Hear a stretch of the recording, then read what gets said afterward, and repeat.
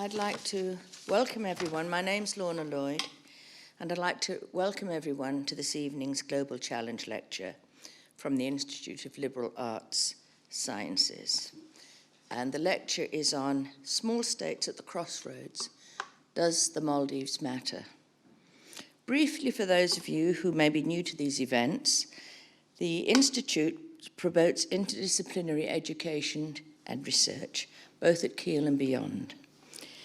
More information is available on the ILAS website, and you can also on the website see videos of earlier lectures. It's a very personal pleasure for me tonight to welcome Her Excellency Dr. Farah Faizal, who is the High Commissioner of Maldives to the United Kingdom and non-resident ambassador to France, Ireland, and Spain. She's also the Maldives permanent representative to the International Maritime Organization, which is based in London. I had the good fortune to be Farah's personal tutor. I was in classes with her, and I was the liaison person when Farah was on the committee of the student-run International Forum.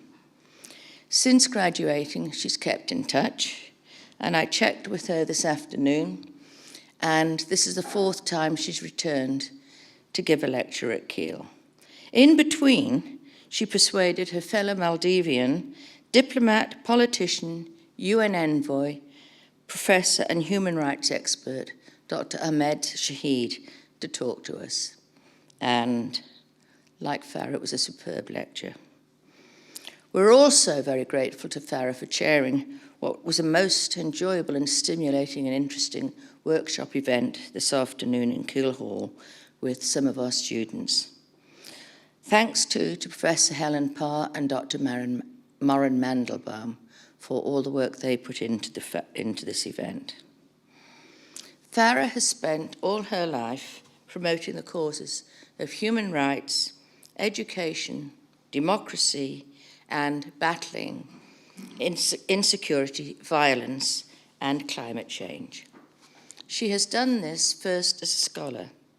After doing her degree in international relations at Kiel, she went to Cambridge, where she obtained an MPhil, and then she became the first Maldivian woman to win a doctorate by writing a PhD at Hull on the security problems of small island states. And this was followed by a co-edited book exploring women's perspectives on security-related matters, with particular reference to women in South Asia who are battling insecurity and violence. Second, I'd like to draw your attention to the fact that Farah is a published poet, and she's written some very moving poems about the difficult times through which the Maldives has passed. In particular, given the troubles of today, I would commend you to read her poem, I Will Forgive. You can easily find it on the internet. Thirdly, Farah's been a tireless activist and campaigner combating climate change, and she also played a very important role in the struggle for democracy and human rights in the Maldives. When, after 30 years of abusive and autocratic rule, the Maldives had its first multi-party elections in 2008, she became President Nasheed's High Commissioner in London. But 4 years later, she resigned after a brutal and bloody coup. Farah then became the spokesman in Europe and foreign policy advisor to President Nasheed and the Maldivian Democratic Party. She was also President Nasheed's representative on the Commonwealth Ministerial Action Group's inquiry into the overthrow of the democratically legitimate government. For the Maldives, as in apartheid South Africa, the Commonwealth played a very important role, a vital role, in fact, in encouraging democracy and democratic values. In 2018, democracy was restored, and Farah again took charge of the Maldives diplomatic mission in London. The fourth point I'd like to make about Farah is, far from least, that she is an outstanding diplomat. And I know that, Farah. This was confirmed in 2022 when the diplomatic corps in London, that is a diplomatic corps with over 180 missions, nominated her Diplomat of the Year for Asia Oceania. And that's a pretty large number of diplomats to be selected from. Turning to today's lecture, Farah will be happy to take questions when she's finished speaking. For those who are joining us online, welcome. This is the opportunity there is an opportunity to engage through the question and answer portal on the right-hand side of the screen. You can submit questions at any part of the lecture, and at the end, we'll try to pose as many questions as we can, as many questions we have time to pose to Farah. Without any further ado, I'd like to join me in welcoming Her Excellency Dr. Farah Faizal. Farah.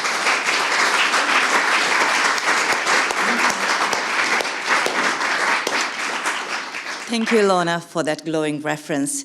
You know, she's right, she was my tutor, and every time I'm in her presence, I feel, I suffer from imposter syndrome, that I should be seated there among the students and listening to her instead of being up here. Good evening, everyone. The Director of Institute of Liberal Arts and Sciences, Dr. Tim Lustig, Professor Helen Parr, Dr. Moran Mandelborn, and especially thank you for enabling me to meet the students, and everybody joining online and everybody here, good evening, and it's just wonderful to be back at Kiel. I can never pass an opportunity to come back, and every time I come back, it feels like I'm returning home. The sight of these buildings, sheltered among these wonderful surroundings, it just transports me back to my teenage years. And honestly, instead of standing here, I really want to be seated among you. Although in my time, we didn't have mobile phones to play with. We just doodled on a piece of paper pretending we are listening. As an IR student, new to the UK, and it was my first visit to the UK, my years studying IR at Kiel set me on a trajectory that I could never have predicted. I did not realize that the insights I would garner over the next 3 years while I was here in Kiel would not only shape my life, but also empower me to play a role in the direction which my country went later on in the struggle for democracy. Talking about IR back in the day, of course, we didn't have websites, and we had to rely on good old-fashioned paper prospectuses. And the reason why I chose Kiel was it had this most beautiful autumn scene. So among all the universities that offered IR, I thought, I'm going to go there. And I haven't regretted it at all. But I took a quick peek at the current Kiel University website and searched for the IR course. And I quote, and this is what it said: during your studies, you will learn about the causes of war and peace, regional and international security arrangements, foreign policy, international organization, the history of international relations, British military, and more. You will also develop a good understanding of traditional and critical approaches to global politics, from power politics to the effects of gender and identity on current events. You will gain expertise in regional politics as well, focusing on Europe, the USA, East Asia, and the Middle East, African politics, and more. What it doesn't say is that the networks you build here and the life experiences that you will gain will also help you in your career path, no matter what. It was here in Kiel that I, a student from a small country where it was nothing but autocratic rule, where we weren't allowed to have multi-party democracy, we didn't have any political parties, I learned for the first time that you can actually criticize your government and still sleep in your bed without being arrested and jailed.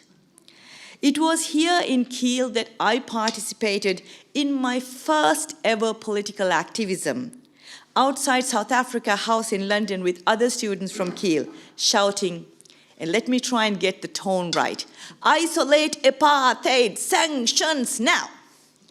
You know, that is where I learned it. And that is where I realized the power of students getting together and doing and working for change. And later on, there is a Kiel story to tell. When we struggled to bring democracy to the Maldives, it was my friends in Kiel that I turned to when my brother and those fighting for democracy were being thrown into jail in the Maldives. Some of you may be members of Amnesty International today, and some of you may be participating in their letter writing, or I should say email writing these days.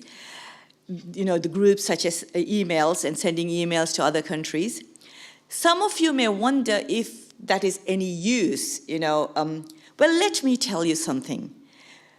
When we had the first multi-party elections in the Maldives in 2008, and when I became the High Commissioner, when I walked into the London High Commission, there were those letters written by my friends from Kiel, and the government of the day's response to them. And looking through the confidential folders in the High Commission, there is plenty of letters addressed to the President's office, calling, demanding, and begging for the release of those who disappeared overnight for attempting to exercise the freedom of speech. These letters addressed to the then government would appeal to the International Covenant, would refer to the International Covenant on Civil and Political Rights, and in particular Article 19, which stipulated the right to freedom of expression. Those who authored the letters, and I'm still in touch with some of them, would tirelessly reinstate, "We are worried that he or she may be at risk of torture or ill treatment," and urge the detainees to be granted immediate access to legal representation.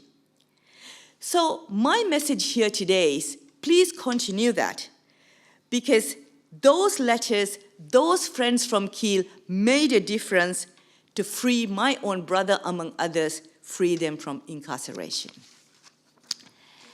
So let me reassure you that the experiences you gain in Kiel, the networks you make outside of the lecture halls, will shape your future like it did mine. Okay, I did not travel to Kiel to speak about myself and my personal experience. I always get carried away. Let me talk a little bit about Maldives, which is the topic I'm here to speak about. When I talk about Maldives, I want to go back again to Kiel, to my IR days. Because when I looked back at the IR department's website, I had a quick peek at the reading list too, and noticed that Morgenthau still remains a cornerstone in IR studies. And of course, that discussion often focus on power politics and major powers. The stories of smaller nations like the Maldives, they are relegated to footnotes, unless, and this is again a topic I had written an essay on, they become pawns in larger power games. And I'm sure some of you would have been writing the same kind of thing. And that genuinely raises a question about the role and relevance of small states in global geopolitics. Before I dwell into the actual Indian Ocean security matrix, I just want to tell a little bit about Maldives to those of you who may not know other than what you see on the tourism brochures. Although I will be failing my duty as High Commissioner if I didn't talk about the fact that a recent study analyzing Google's search data from 219 nations found that Maldives topped the travel bucket list for 22 countries, 122. And I would be failing in my duties. My government will not be very happy if I didn't tell you that we have 3 types of tourism in the Maldives, one for the high end, one for the middle level, and one for, especially for students, which we call homestay. Anyway, beneath this beautiful facade lies a country that is sensitive in the geopolitical matrix of the Indian Ocean. But for Maldives, people, when we talk about Maldives, they often refer to us as small island developing state. And in a way, yes, we are. But we are also a large ocean state because only 1% of our territory is land. We have 1 million square kilometers of ocean. And when we talk of Maldives, it is the ocean that we are talking about. And over centuries, we've developed survival and adaptation strategies, much like tiny organisms in nature. Historically, the Maldives, the strategic importance of Maldives was grounded again in its geographical location. Of course, when you talk about Indian Ocean stretching from African east coast to Australia's west coast, the Indian Ocean itself is a region that is home to 33 nations and 2.9 billion people. And the recognition of the significance of the Maldives as part of this region is not reduced to just regional influences. It is a tourism that's recognized by the international community at large. And I would like to refer to the United States Integrated Country Strategy from 2022, and I quote, "The Maldives sits astride key international shipping lanes in the heart of the Indian Ocean, making a secure, stable, and sovereign Maldives a valuable partner for the United States, and an integral part of a free and open Indo-Pacific region." As rightly recognized, over 70,000 cargo ships crossing the Indian Ocean every year, with goods transported across the Channel of the North, Ihavandipur, estimated to be $18 trillion. I should actually have converted that to pounds, so I'm sorry about that. And 8 billion barrels of the Arabian Gulf oil en route to Asia. The Maldives represents a highway for the global trade and energy flows. Our position is akin to a toll gate between the Western Indian Ocean choke points of the Gulf of Aden and Straits of Hormuz, and the Eastern Indian Ocean choke point on the Strait of Malacca on the other. And with a total land area of 300 square kilometers and a maritime exclusive economic zone of 1 million square kilometers, our EEZ is comparable to, for example, land area of Venezuela. The proximity regions like the Chagos Archipelago, where the Americans have a base in Diego Garcia, Sri Lanka, one side, and India, of course, to the north, make these areas and denizens critical influences in its early history and their early recognition of our value. I don't want to go too much into the history of Maldives, but Maldives have been home since approximately 4th century BC, as far as we know. We have had an envoy of Maldives visit Emperor Julian in 4 BC. So Maldivian diplomats have been traveling around, long before I became a high commissioner. I doubt whether that's a female diplomat, but I'm going to leave it there. I'd like to think so. Over time, the Maldives became a beacon for Arab traders, its importance growing as they journeyed to the Far East. And of course, at 1153 CE, the Maldives underwent a fundamental religious transformation that we became an Islamic country, and Islam became the dominant religion. And it became the state religion. Previous to that, we had both Buddhism and Hinduism as far as our history can tell. And of course, Indian Ocean, was a place where in the 16th century, European powers came in, the Portuguese, the Dutch, the French, they all arrived seeking influence. And we had a short stint where we were under the Portuguese rule. But unlike larger countries, interestingly, Maldives remained uncolonized. In 1887, we became a British protectorate, which meant Britain was looking after our foreign policy and defense, but we pretty much ruled ourselves. So in a way that we have had a history of 2,000 years to build our own culture, our own language, which is called Divehi, and it's only spoken in the Maldives. And it's not close enough for any other language for us to understand each other.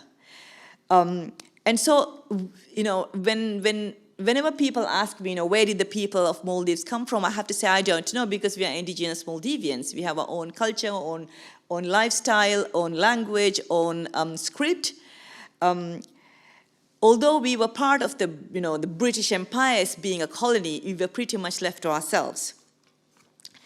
We gained independence in 1965 and subsequently joined the UN. But when I talk about independence, you know, it's not like, you know, former colonies getting independence. We got independence to manage our own defense and foreign policy. And of course, we joined the United Nations almost overnight. The British military base existed, though, in Gan. And the RAF base was closed in 1976. But we remain close friends of the UK. We joined the Commonwealth in early on in I think it was 86, but I'm not very sure on that. But in the 80s anyway, and we built a very close relationship with the UK. One of the interesting things we do in the Maldives, and we still do, is we follow the British syllabus. So we do GCSEs and we do A-levels. So it is a natural thing for a lot of Maldivians, and I'm really happy to say that we have a Maldivian student here among us seated there, that we've come to the UK to study, and Kiel is a wonderful place. There's several people who followed in my footsteps. I'm really grateful to that. But following its history of trade, colonial influence, strategic positioning, the Maldives has, in modern times, recognized the growing importance of regional superpowers in defining the geopolitical landscape of the Indian Ocean. Chief among the superpowers, of course, is India. As the Maldives' closest neighbor and a dominant actor in South Asia, India significantly influenced the region's geopolitical dynamics. This closeness and influence have led the Maldives to adopt the India First policy in its foreign relations. And we have commercial ties that date back to antiquity, with India being among one of the first to recognize the Maldives after its independence as well. And it's a relationship that characteristic of its multidimensionality.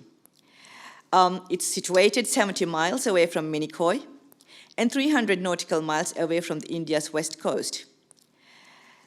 At the most fundamental level, Maldives' geographical positioning infuses Male, and that's our capital, with a tactical importance to India, with 50% of India's external trade and 80% of India's energy imports transiting through that region within the Maldives and or close proximity of the Maldives. Our relationship is complex. India has emerged as a natural net security provider and has remained until today, further consolidated by the comprehensive action plan for defense that came into force in April 2016. The cooperation extends beyond security dimension. India has proved to be a reliable partner in times of crisis, being the first to help the Maldives during the 2004 tsunami. The water crisis in Male in 2014, providing fiscal help to us, and financing ambitious infrastructure projects linking Male to 3 neighboring islands, or medical support, COVID vaccines, I mean, the list goes on.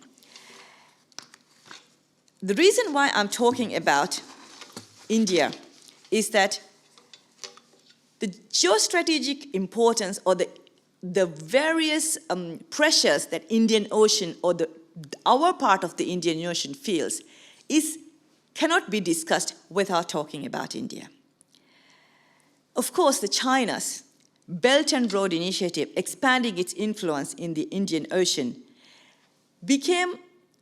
India became a counterbalance for that. The India First policy became a strategic decision that the Maldives used to maintain its balance in the relations with major global powers, without compromising our sovereignty and leaning too heavily towards any single influence. Of course, we've had recent elections, and I need to go back to a little bit on the domestic political front. We've had an election in September which went into 2 rounds, and the current government, or the government of President Ibrahim Mohammed Solih, he lost the elections, and the opposition president-elect Mohamed Bouizo of the Progressive Party of the Maldives will assume power on 17th November. The new administration favors close relations with China, and thus in the upcoming months, we may see a change in the balance in the Maldives. I say we may because the president-elect won the recent elections on an India out slogan and using anti-India sentiments, especially about claiming Indian troops were in the Maldives or are in the Maldives. However, when others talk about Maldives, and I would like to talk about some of the articles that have come out in the aftermath of elections. For example, one by Al Jazeera dated 2nd October says, when analyzing the forthcoming policy shift in Mali, the title ran, "Music to Beijing's Ears, Has China Won the Maldives Presidency?" Of course, the answer is more complex than the question. With Beijing's expanding engagement in Sri Lanka and Bangladesh and Myanmar, yes, strengthening ties with the Maldives is a missing element again in the geopolitical matrix of China, mapped out by their strategic interests and countries that become partners in their Belt and Road Initiative. The current president-elect has stated recently, "I think the Belt and Road Initiative can play a crucial role in our development. I see this initiative play a very vital role in taking us forward." This proclamation is a harbinger of our foreign policy's realignment and warm welcome for China, yes, of course. But when you look at Maldives and when you look at these other geopolitical influences between India and China, our foreign policy is much more built on what Maldivians feel. And I think that has been the last 5 years, and I think that is going to be in the next 5 years, because even the incoming government has said it's going to be a Maldives first policy. Now the question is, how can small states manage that, like the Maldives? But before I answer that question, I go into that question, I just want to focus a little bit on the other powers that are in our ocean. The largest power in our region, of course, is the United States. The Indian Ocean is an important component of Washington's Indo-Pacific strategy, as you all know. The US Navy's Fifth Fleet is headquartered with the US Naval Forces Central Command in Bahrain and routinely participates in joint military exercises. They have their base in Diego Garcia, right at the southern end of the Maldives. The other Western power that's also an Indian Ocean power is France. The French armed forces have military bases on their territory of Réunion, and they have had a close relationship with other Indian Ocean powers. For example, India and France have shared a strategic and maritime partnership since the early 1980s. And recently, last year, they had the French Indo-Pacific summit in Paris. I also cover France. I'm not just the High Commissioner to the UK, so I attended with my state minister. So French influence and the French closeness to the Indian Ocean as part of an Indian Ocean power exist there. And then, of course, we have Australia on the other side. Canberra has been particularly engaged in the Eastern Indian Ocean. including the Bay of Bengal. For example, Australia's Department of Foreign Affairs and Trade has provided humanitarian support, healthcare funding, and economic recovery assistance to countries like Maldives, as well as countries like Bangladesh and Sri Lanka. Of course, where does that leave Britain? The Indian Ocean, as you once know, was referred to as a British lake before 1945 due to the empire's presence and influence. And then, of course, we all have studied, we all have read in our history books about the UK's withdrawal from the east of Suez and what happened next. I don't want to go into that, but what about now? How do the UK sees, or how do we see what the UK says about us? That's probably a more pertinent question. The UK's integrated review of security, defense, development and foreign policy in 2021 talks very strongly of an Indo-Pacific tilt. The integrated review described the region as critical for UK's economy, security, and its, and I quote, global ambition to support open societies. Now, Indo-Pacific is a massive region, and we are a small state, so we tend to kind of look at Indian Ocean. The IORA is part of that, Indian Ocean Rim Association. Rather, Pacific seems way over there, for us small states in the Maldives. But of course, when larger countries like the UK or larger powers like the UK look at it, it's seen as a much broader umbrella at us. So it's a bit of a difficult message to navigate for small countries like the Maldives. But the UK and Maldives has taken the relationship to a next level. The UK established its first resident mission in 2020 in the Maldives, and it became the first Western country to do so. Up until then, the High Commissioner was based in Sri Lanka. They came in it's really funny, we have this running joke in the Maldives that when the High Commissioner was in Sri Lanka, they come in the morning flight and they have their meetings, they're out on the evening flight because they're so scared that some of the tabloids might run a picture of the High Commissioner on a beach. And no matter what we try to convince them, they always did that. But at least now the High Commissioner is there in the Maldives. We have managed to, get her to go and see some of our other islands other than Male, the capital, and I'm sure she won't mind me saying that here. The fact that the UK is the first Western power to do so meant that following the UK, we have now had Australia and the US. So something is happening in the Maldives, that the fact that these larger countries are establishing resident mission in the Maldives. Of course, our relationship with UK is multifaceted, This year, early on, in February, we had our first UK-Maldives strategic dialogue, focusing on a range of issues to collaborate, including democracy, human rights, counterterrorism, climate change, trade, and most importantly, maritime security. And of course, I'm delighted to say that Maldives, for its part, is very happy to engage with the UK. We had a small contingent, we are a small country, participate in a marching squad to celebrate both the Platinum Jubilee of the late Queen and also the coronation as part of the Commonwealth. So the first time we had a Maldivian National Defence Force come to the UK to march in the celebrations, apart from the training that we have with the UK on the military side. I didn't come here to talk about climate change. I really want to leave it for questions later. But I will be failing in my duty as High Commissioner if I didn't say that I can focus on the realpolitik of Morgenthau and talk about the geostrategic importance of Maldives in the wider context of the Southern Indian Ocean. But the biggest threat we face as a small state, as an island country, or a country of islands, is of climate change. And it is an existential threat that we face.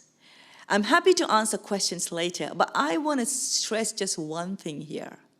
I often get asked by people, climate skeptics, or people just in general, to say, things like beach erosions. I mean, doesn't it happen all the time? Don't you have seasonal beach erosions, in the countries, in the islands? Yes, we do. It's a bit like the trees outside now in autumn, The trees, the leaves fall, but you people are not worried because in spring, the leaves will be back. So nobody's bothered about it. But what if one year, some of those trees, the flowers don't bloom? And that's exactly what's happening to some of our beaches. They've gone, and they're not coming back. And it is really, really something I like to talk to people who are not from the Department of Environment, but people who are doing politics, economics, business. And the reason why I like talking about this to them, and I feel it's my duty to talk to them, because I want you all one day to be prime ministers, to be presidents, to be members of parliament, to be CEOs of these big companies which are big carbon emitters, so that you will make a difference that my generation is failing to do. And that is why I want to talk about international politics and economic students about the fact that this is really a serious threat. I'm going to leave it there. I'm going to answer questions later on. But I'm going to talk about what happens to small countries like the Maldives if they find themselves in the geopolitics of sandwich between powerful Goliaths. How do we navigate ourselves? What can small states do? As rightly noted by the Maldives foreign minister and the president of the 76th session of the United Nations General Assembly, my minister Abdullah Shahid, one size should not determine one's ambition. As a nation, we do not just talk, we take action. Just to give an example, when we wanted to get our foreign minister to the position of the president of the 76th session of the UNGA, we lobbied like mad. We are a very small network of diplomats, but we were tigerish in our approach. We made noise. We lobbied, we all worked together, and he won the elections. When we wanted to get into the UN Human Rights Council for the third time, we lobbied like mad. So we may be small, but we can work together to make a difference, and we won that elections as well. And I'm very proud to say that our ambassador in Geneva, Dr. Asim Ahmed, is one of the 4 vice presidents of the UNHRC. So we work hard to put Maldives on the map. I come to places like this to talk. I know whatever opportunities you get, we work hard. And again, going back on the climate change issue, one place I like to talk, and I have spoken, although not this year, is party conferences. I have spoken about climate in Conservative Party conference to young conservatives who want to go up one day, become MPs and maybe the Prime Minister one day. Because we need them to listen to us. I may be dead and gone, but I want Maldives to survive. We position ourselves. But when you look at a place like Maldives, where can we position ourselves? That's the question. UN is huge. Where can we go to talk? Who will listen to us? And here I would like to talk about the Commonwealth. For a lot of us, especially now, the issue of Commonwealth is very pertinent, especially with the passing of the late Queen, Her Majesty Queen Elizabeth II. For many, the Commonwealth is an archaic organization. remnants of a bygone colonial era. And I don't know now, but I remember even then, I should say not now, even then, when I was a student, I had to write an essay on whether Commonwealth is useful or not. I'm not sure whether any of you had to write an essay on that, but I'm sure it will come soon. For small countries like the Maldives, the membership of the Commonwealth is invaluable to position ourselves along larger powers.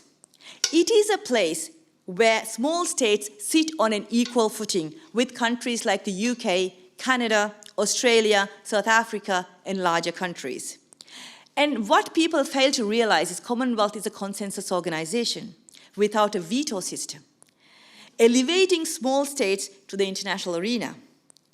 And for us, it's not just the Marlborough House, the Secretariat, that matters. Commonwealth has a multitude of organizations: the Commonwealth Parliamentary Association, the Commonwealth of Learning, the Commonwealth Institute, the Commonwealth Architects Association, the medics, the nurses, the list goes on. It binds us together, brings us together as peoples and not just as governments. And unlike the UN, it's an organization that really brings the countries, the people of those countries together. A lot of the time you hear on the news that the Commonwealth heads of government meeting of all the leaders, but what you fail to hear is at the Commonwealth heads of government meeting, there's the Commonwealth People's Forum. That is where the people come together and make decisions.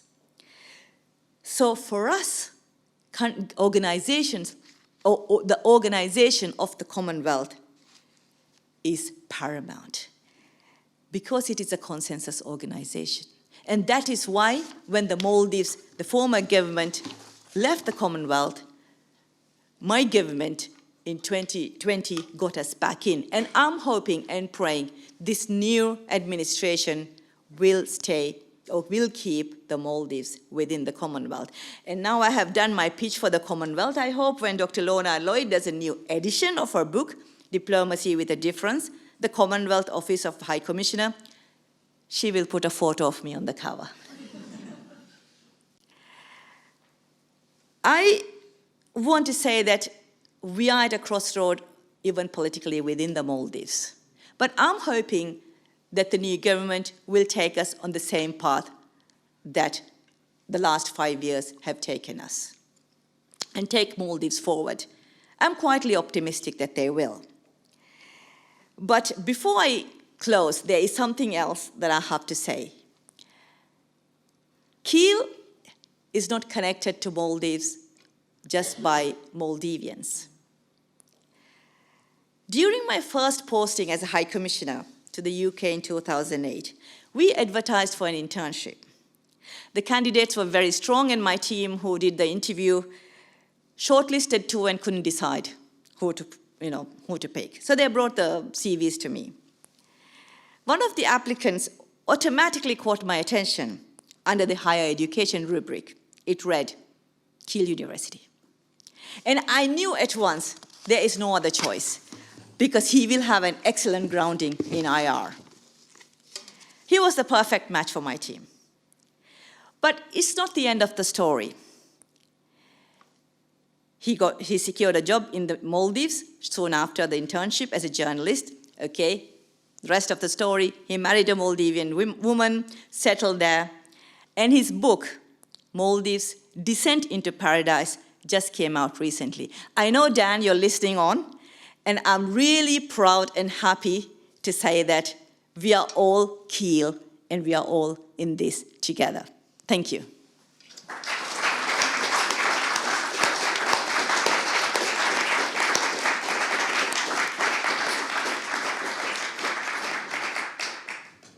Thank you very much, Farah.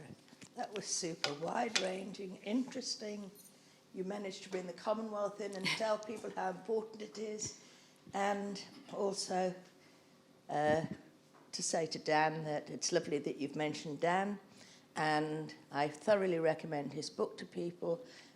It's a long book. I think I'm 40% through, my Kindle version says, but it's very affordable and it's a very gripping read. I've learned a lot from the book, So if you want to go further, I recommend Dan's book. But for now, let us open the floor to questions for Farah. Yeah? I know there's not... I know this is not perhaps quite your role, but I know, as we've spoken earlier, you were talking about the consequences of climate change in the Maldives, and you were talking a little bit about the funding for the projects. And that made me really curious in a small nutshell, because I know that it could probably be discussed for days and weeks and months. Aside from the wall that you don't want to have, what are some of the solutions that you found that could be beneficial to keeping your beaches, to keeping the Maldives above sea level, to put it extremely? One thing Maldives is doing, and we are working with several universities, and there are several institutes, in the Maldives as well, like the Coral Institute, which is formed by President Nasheed. And we work with Milan Bikoka University as well. And a lot of the tourist resorts are doing this on their own as well, is accelerated coral growth. Because if we can accelerate coral growth and also find coral species that will survive the acidification of oceans and that will survive the temperature rise of oceans, that is where the solution to survive lie. Maldivians are, bit stubborn islanders, that we really believe that we can find a solution if we work together. So we invite scientists from around the world, come and do their research in the Maldives to try and find out if we can, have that eureka moment.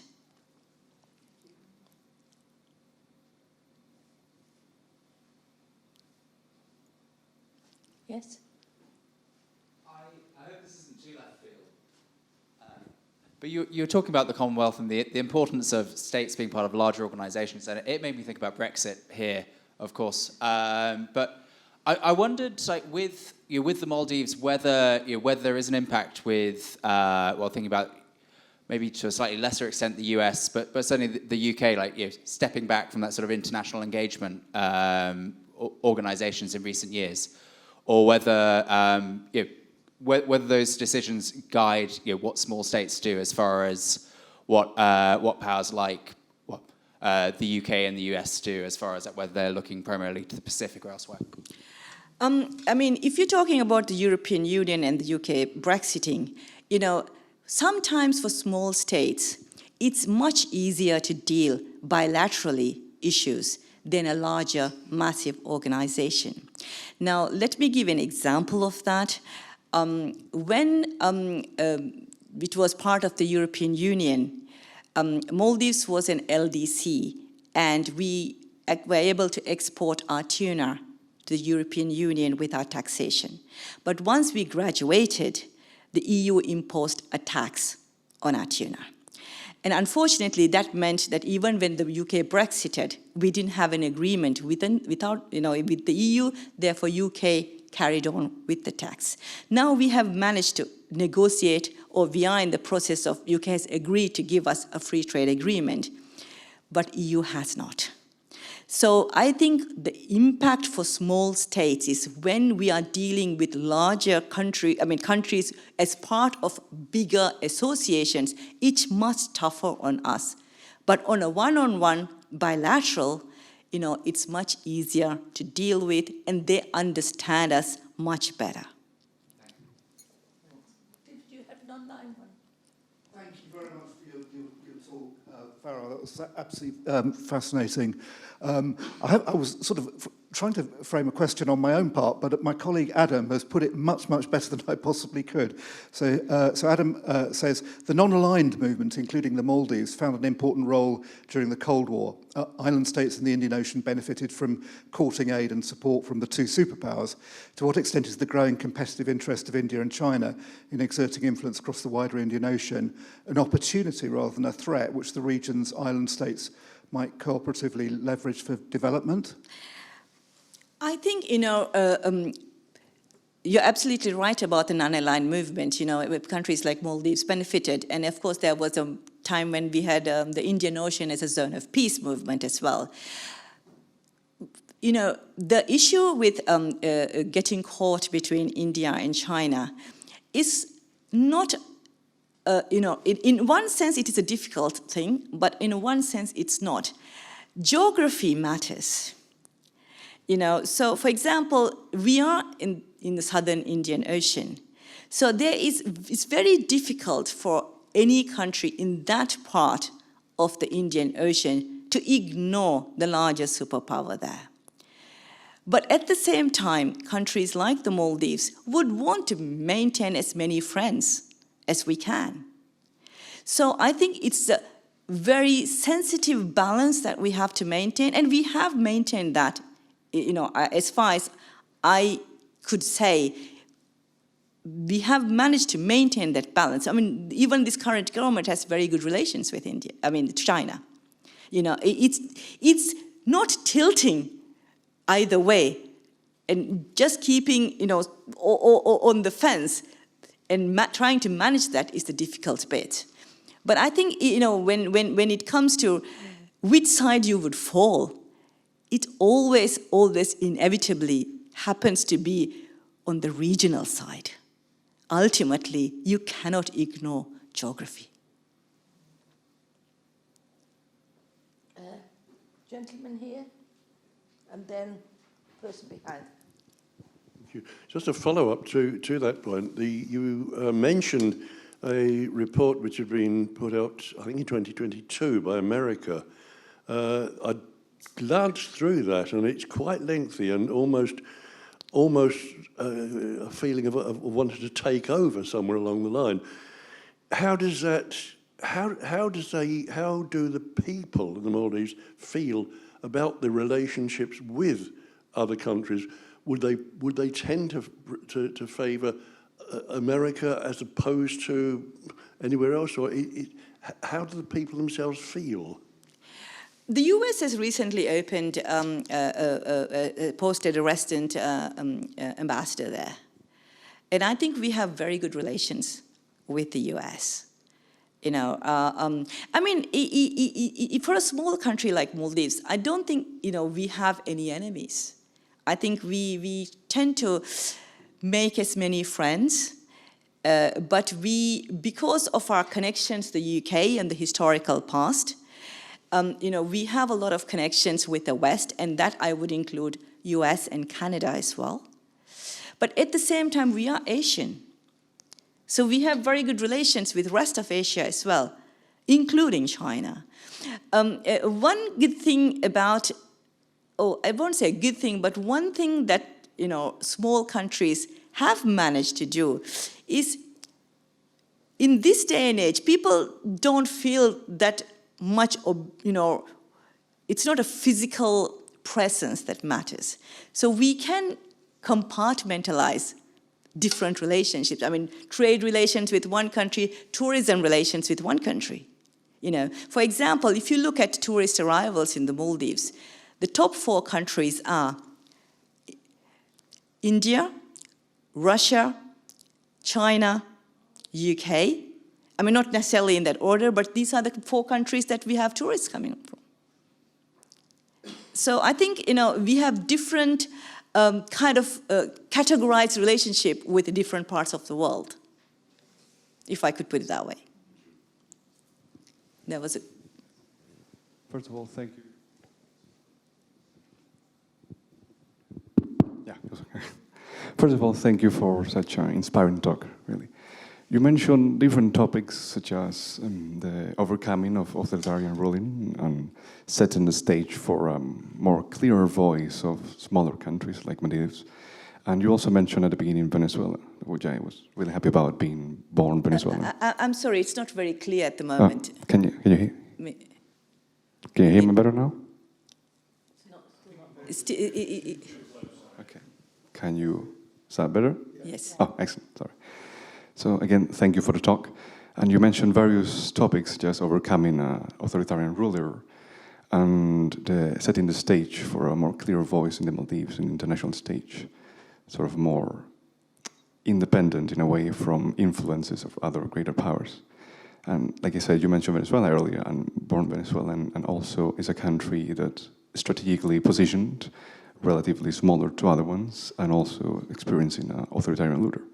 So how could the Maldives, or better, how could these other fellow relatively smaller states, which have experienced or still experience similar conditions or circumstances, learn from yours to overcome these issues and again have a clearer voice independent from other power plays? When I started, about geography, when I say geography matters, I think this is where we differ from some of the other countries. Because if you look at the Commonwealth, there are the Caribbean small states. It's a whole group of CARICOM countries. They are the South Pacific SIDS, the whole groups. And they're within, near Australia, and there are a lot of, assistance from Australia. The Caribbean is, of course, near the US. And then in this Western Indian Ocean, we have Seychelles, Mauritius, and of course, there are French territories of Réunion, Mayotte, and then, of course, Comoros. We are kind of on our own. And so, in a way, it's difficult for us because we are not part of a larger, network of small states because there's strength in numbers. But in a way, it's a blessing in disguise because we can do things on our own without having to worry about the other small neighbors. Now, if I can give you a quick example of that, the ACP, or it's called OACP, Organization of African, Caribbean, and Pacific. We cannot join them, or we could not join them because we are neither African. The Seychelles and Mauritius, they are all part of OACP. We are neither Caribbean, we are not in the Pacific. So we were the only island country kind of left in the Indian Ocean until Africa embraced us last year and drew us in. But it has its advantages, but it has its disadvantages as well. The advantages are their strength in numbers for the smaller countries, so they can actually join together and make their positions clear. But on the other hand, there are disadvantages because they have to agree among themselves where they want to go, whereas Maldives, we just decide ourselves. So I think it depends on the issue. It has its strengths and it has its disadvantages. I hope that answered the question. Sorry, I couldn't hear the first part of it very well. Okay, well, time is moving on. Tim has an online question. Did you have someone at the back? No, that's okay. So Tim, our online person, has the last question. Okay, thanks, Lorna. So this is a question from Bhavini, who says, first of all, thank you, Farah, that was fascinating, and then goes on, you mentioned at the beginning that the Maldives is on many people's bucket list. Is the perception of your country as an island paradise a help or a hindrance? So sorry, can you? Is the perception of your country as an island paradise a help or a hindrance? Tourism is what puts the food on the table. And tourism, it what, sends our children to school. Tourism is the main economy. So obviously, without tourism, we would not be where we are today. So in that sense, it's not a hindrance. However, there are issues that affects us because of our smallness. For example, because of our GDP per capita, because of tourism, is very high. We are only 500,000 people. But internationally, very often, the criteria that's used in international aid, international assistance, is GDP per capita. So while the Maldives GDP per capita is very high, we import everything. The only thing we don't import is tuna fish and sunshine. Only 1% of our land is arable. So every single thing the industry needs is imported. So a lot of the money that we earn goes to purchase things for the tourism industry. So it's a double-edged sword in that sense. Bhavini is right. But I would say, I cannot say it's a hindrance because that's what put food on the table for our children. Okay, well, our sincere thanks to you, Farah. That was super as always.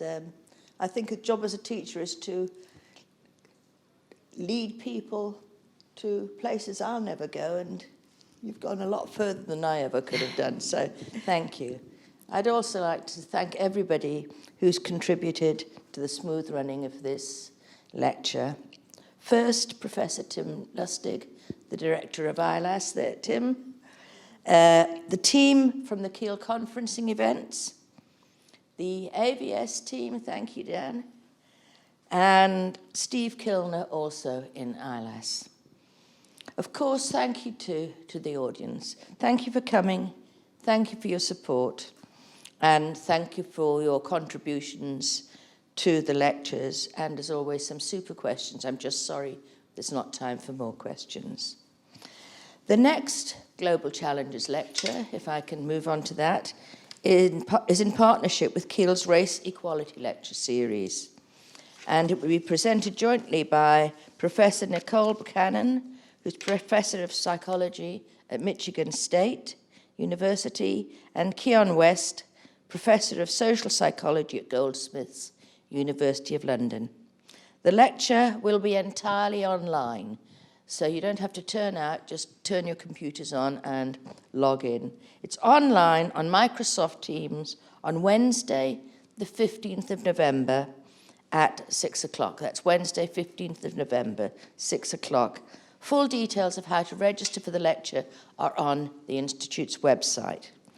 Thank you all for coming, and Farah, just a tiny little gift from Kiel. It's very little, it's very token, but it's very Thank you. Kiel. Thank you so much. Thank you very, very much.